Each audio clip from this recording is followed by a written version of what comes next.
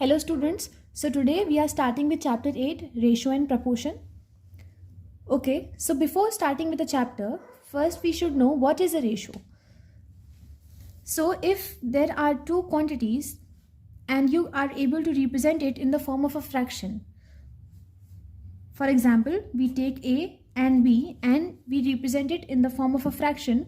So when do we represent two quantities in a fraction? When the two quantities are of the same kind. That is, if we are talking of length, then if A is in meter, then B must also be in meter if we want to represent it in a fraction.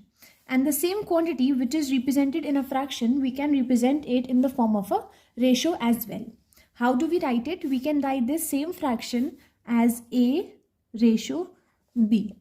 This is the symbol of ratio, which is a colon sign. Okay, and how do we read it? We read it A is to B. We do not say A ratio B all the time. We read it A is to B. Okay, so this is a ratio. This is the representation of a ratio. Now, this is the first term of the ratio and this is the second term of the ratio. What do we call the first term and the second term? The first term, which is A, it is termed as antecedent. Antecedent. And the second term B, it is termed as consequent. We do not use these terms very frequently, but it is necessary to know the terms. Okay?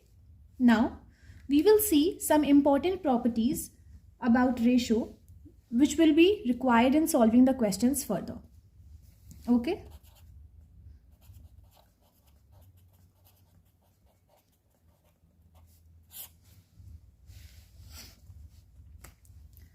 So the first property is, for example, this is a fraction.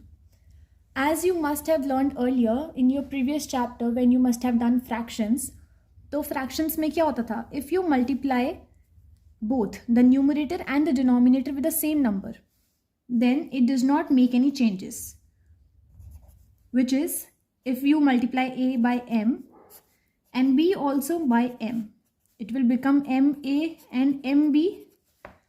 अब क्योंकि हमने ऊपर नीचे दोनों जगह same number से multiply करा है तो उससे कोई फर्क नहीं आएगा क्योंकि एट द एंड हम इन्हें कैंसिल आउट कर सकते हैं. Okay, so this does not makes any difference in this fraction. It is an equivalent fraction of A upon B. तो अब हम इसी चीज को हम कैसे लिख सकते हैं? We can write it as MA ratio MB.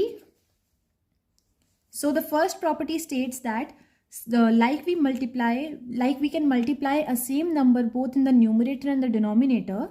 Similarly, we can also multiply a same number in the antecedent and the consequent, and it will not disturb the ratio.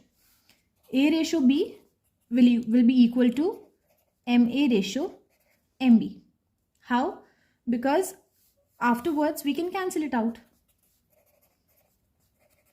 और जब हम इसको कैंसिल कर देंगे तो हमें फिर से वापस वही मिल जाएगा कि A ratio B is equals to A ratio B. तो इसने हार्डली कोई डिफरेंस यहाँ पे क्रिएट किया है, इसलिए ये दोनों हमारे हमेशा सेम होते हैं.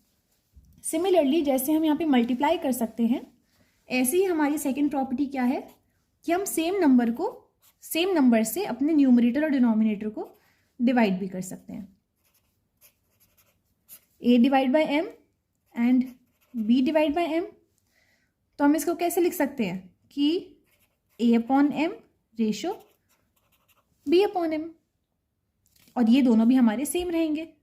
Okay, so how we can write it as A ratio B is equals to A upon M ratio B upon M, and this is our second property. These are the two properties जिसका काम हमारे आगे के examples या फिर question solve करने में आएगा. Okay, and one more thing is very important to move ahead in the chapter कि हमारा जो रेशो होता है, कोई भी रेशो है, A अपॉन B रेशो हम लेके चल रहे हैं अभी तक, जो भी हमारा ये रेशो है ये हमेशा सिंपलेस्ट फॉर्म में रहना चाहिए. सिंपलेस्ट फॉर्म का मतलब क्या होता है कि ये जो A है और ये जो B है, इन दोनों का अगर आप HCF निकालो तो वो हमेशा 1 आए. तब हम बोलेंगे कि हमारा A और B जो है वो किस में है, वो अपनी सिंपलेस्ट फॉर्म में है. और हम जब भी अपना रेशो देते हैं हम हमेशा उसे अपने सिंपलेस्ट फॉर्म में ही देते हैं. Okay, now we will see some examples that how you can express the ratio in simplest form. Let us consider this example. In this question, you have to simplify this ratio and give the answer in the simplest form, which means that the HCF of the two digits must be 1 when you simplify it at the end of your result. Okay? तो इसको हम पहले कैसे लिख सकते हैं? इस question को करने के बेटा दो मेथड है, मैं आपको दोनों मेथड दिखाऊंगी. ओके, मेथड 1 है जो आपको बुकिश मेथड होता है, लेंदी मेथड होता है वो हमारा. उसमें हम क्या करते हैं, जैसे कि दो टर्म्स दे रखी हैं 75:125. इसमें हम क्या करेंगे, we will take out the HCF of 75 and 125. तो हम पहले HCF निकाल लेंगे. HCF ऑफ 75 एंड 125 क्या हो जाएगा, अगर आप इस वाले मेथड से निकालेंगे कि हम 75 के फैक्टर्स करेंगे ऐसे करके, फिर हम 125 के फैक्टर्स करेंगे ऐसे करके. आई होप आपको HCF निकालना तो आता होगा, तो आप HCF निकाल लेंगे 25. ओके, इसका HCF आपके पास आ जाएगा 25. अगर आप में से किसी को डाउट हो कि HCF LCM कैसे निकालते हैं, देन प्लीज कमेंट में मेंशन कर देना, I will make a video on it. Okay, so let's see. इसमें क्या करना होता है कि हमने देखा था ये रेशो है, इस रेशो में हम ऊपर नीचे सेम चीज़ मल्टीप्लाई भी कर सकते हैं और डिवाइड भी कर सकते हैं. So if I right in the form of a fraction, ये हमारे पास आ गया है. अब जब हमें सिंप्लीफाई करना होता है तो मतलब उस चीज़ को हम कट कर रहे हैं. कट करने का मतलब क्या है कि हम डिवाइड कर रहे हैं. जब आपने फ्रैक्शन को सिंप्लीफाई किया होगा उस केस में भी हम इस HCF से न्यूमरेटर को भी डिवाइड करते थे और इसी HCF से अपने डिनोमिनेटर को भी डिवाइड करते थे. सेम प्रोसेस हम यहाँ करेंगे. 75 डिवाइड बाई 25 3, 125 डिवाइड बाई 25 5. इसलिए हमारा रेशो आ गया 3:5. ओके, अब ये तो मेथड हो गया आपका थोड़ा सा बड़ा. इसको हम कट शॉर्ट करके भी कर सकते हैं, जिसे शॉर्टकट मेथड कह लो या फिर हम डायरेक्ट लिखना बोल लो. क्या करेंगे, ये रेशो दे रखा है 75:125. इसको डायरेक्टली फ्रैक्शन की फॉर्म में लिख लो and then directly start simplifying it without calculating the HCF. देखो, क्या कोई ऐसा नंबर है जिसके टेबल में ये दोनों नंबर आते हैं? जी बिल्कुल है, 5 है, क्योंकि इसके लास्ट में भी 5 आ रहा है और इसके लास्ट में भी 5 आ रहा है. तो हमें पता है कि ये दोनों नंबर्स 5 से डिवाइड हो जाएंगे. हम पहले फर्स्ट वाले को करेंगे. 5 1 ज़ा 5, 2 यहाँ से बचेगा तो 25, 5 ज़ा 15. सिमिलरली 5 25 ज़ा 125. क्या हम इसको दोबारा कट कर सकते हैं? बिल्कुल. 5 से 5 3 ज़ा 5 5 ज़ा. क्या ये अब कट हो सकता है किसी नंबर से? जी नहीं, अब तो नहीं दिख रहा है. तो हमारा आंसर आ गया है 3/5 and directly you can write it as 3:5 and you will get your result. Okay, we will see some more varieties how to simplify it. This is one more example that I have taken. It is a little bit different variety or a difficult question if we talk about of simplifying the ratio into simplest form. ये question भी वैसे बहुत simple है, but क्योंकि आप अभी छोटे हो तो आपको थोड़ा ट्रिकी लग सकता है और फर्स्ट टाइम हम इस चीज़ को पढ़ रहे हैं. इसमें क्या करना होता है, ये हमें एक मिक्स्ड फ्रैक्शन दिख रहा है. तो फर्स्ट स्टेप हमेशा ये रहता है कि मिक्स्ड फ्रैक्शन को अपने इम्प्रॉपर फ्रैक्शन में कन्वर्ट कर ले.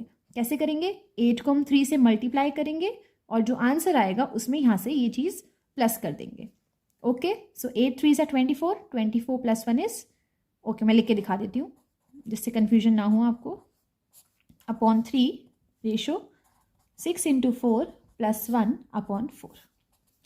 What you will get, 8 3 24 + 1/3 ratio 24 + 1/4. 24 + 1 25/3 ratio 25/4. अब हमारे पास ऐसे दो फ्रैक्शंस आ गए हैं जो रेशो में है. इसे हमें सिंप्लीफाई करना है तो हम कैसे करेंगे. ये जो डिनोमिनेटर्स हैं 3 और 4, इन दोनों की हम LCM ले लेंगे. सो LCM ऑफ 3 and 4 क्या होता है, 12 होता है.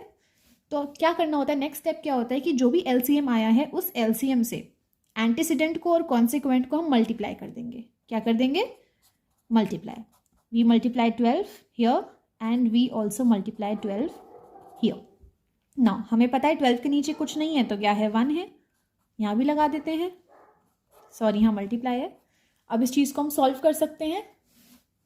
तो सॉल्व करके क्या आएगा 3 4 ज़ा 12 और ऐसे यहाँ पे भी कट्स हो सकता है 4 3 ज़ा 12 और ये 25 देखो आपस में यहाँ पे सेम है तो इसको भी हम कट कर सकते हैं. 25 से 25 ये कट हो जाएगा तो आंसर क्या बचेगा 4:3. ओके. अगर आपको ये चीज़ समझ नहीं आई कि मैम ने 25 से 25 कैसे काट दिया तो इसको यहाँ पे ऐसे देखो, हमारे पास वहाँ पे था 25/3 इंटू 12 रेशो 25/4 इंटू 12. हमने 4 से यहाँ 3 सा काटा, 3 से यहाँ 4 सा काटा. अभी मत काटो 25 से 25 अगर डाउट आ रहा है तो. यहाँ बचेगा 25 मल्टीप्लाई 4, 25 मल्टीप्लाई 4 रेशो 25 मल्टीप्लाई 3. और ये रेशो का मतलब क्या होता है कि फ्रैक्शन में है. किस में है फ्रैक्शन में. तो रेशो के बाद का जो पार्ट है वो हम अपॉन में लिख सकते हैं डिनोमिनेटर की जगह पे. तो यहाँ पे ये 25 से 25 अब कट जाएगा, यहाँ से आ जाएगा answer 4:3. Okay. I hope this is all clear to you all. Now I will try to cover the exercise in the next video. Okay, we will start with the exercise from the next video. We'll start with exercise 8A. Till then, thank you everyone for watching my video. And if you do like this video, kindly like, share and subscribe to my channel. And if you have any doubts in any topic, then you may mention it in the comment section down below. Thank you.